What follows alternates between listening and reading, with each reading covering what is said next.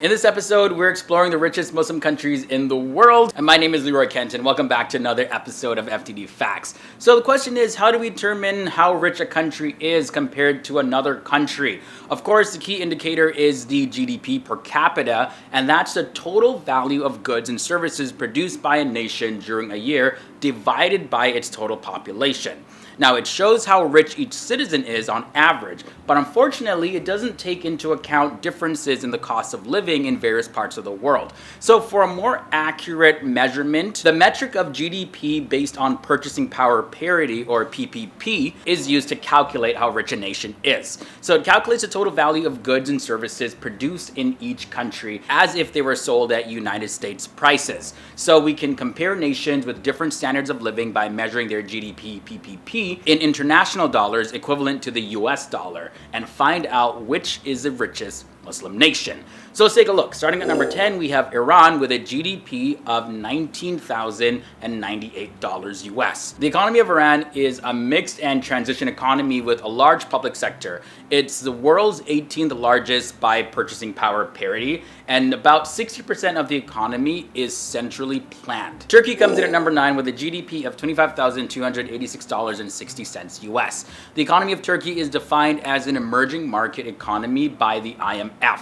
And now Turkey is among the world's developed countries, and that's according to the CIA fact book. Turkey is also defined by economists and political scientists as one of the world's newly industrialized countries. But ahead of them is Malaysia, coming at number 8 with a GDP of $28,176.40. Malaysia is a Southeast Asian country occupying parts of the Malay Peninsula as well as the island of Borneo. It's known for its beaches, its rainforests, and mix of Malay, Chinese, and Indian as well as European cultural influences. The capital, Kuala Lumpur, is home to colonial buildings, busy shopping districts, and you'll find quite a bit of skyscrapers there as well. And moving on to the nation of Oman, they come in with a GDP of $36,830.90 US. Oman's proved reserves of petroleum totals to about 5.5 billion barrels.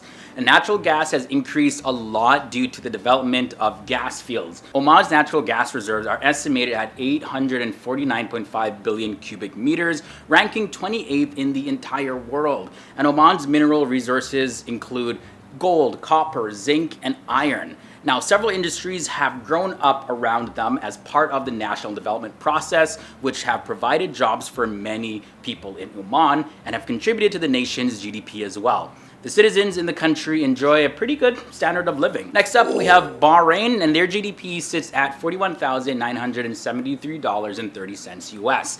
Bahrain is regarded as one of the fastest growing economies in the Arab world, and back in the year 2008 actually, the country was named the world's fastest growing financial center by the City of London's Global Financial Centers Index. Bahrain's banking and financial sectors has benefited from a regional boom driven by a demand for oil. Now, petroleum is Bahrain's most exported product.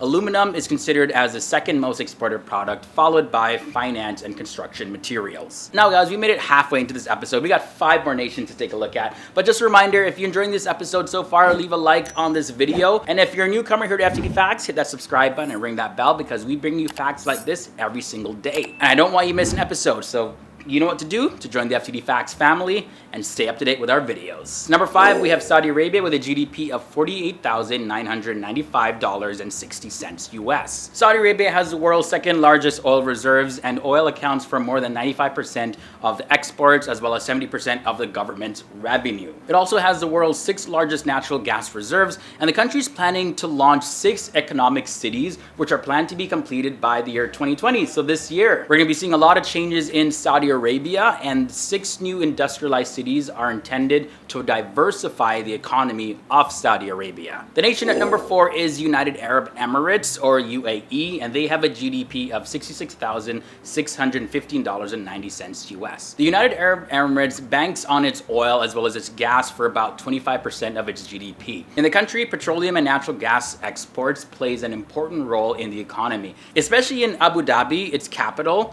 Now, a gigantic construction boom and expanding manufacturing base are helping the country really diversify its economy. Getting to the bottom of this list, Kuwait comes in at number 3. They have a GDP of $67,969 US. Now, it's a country with an estimated population of about 3.5 billion people. Kuwait is one of those countries that are relatively unknown by a lot of people. People just don't know much about it. But Kuwait has proven crude oil reserves of 104 million barrels, estimated to be 10% of the world's reserves. Kuwait's oil production is expected to increase to 4 million barrel units by this year, 2020. And other major industries in Kuwait include shipping, construction, and financial services.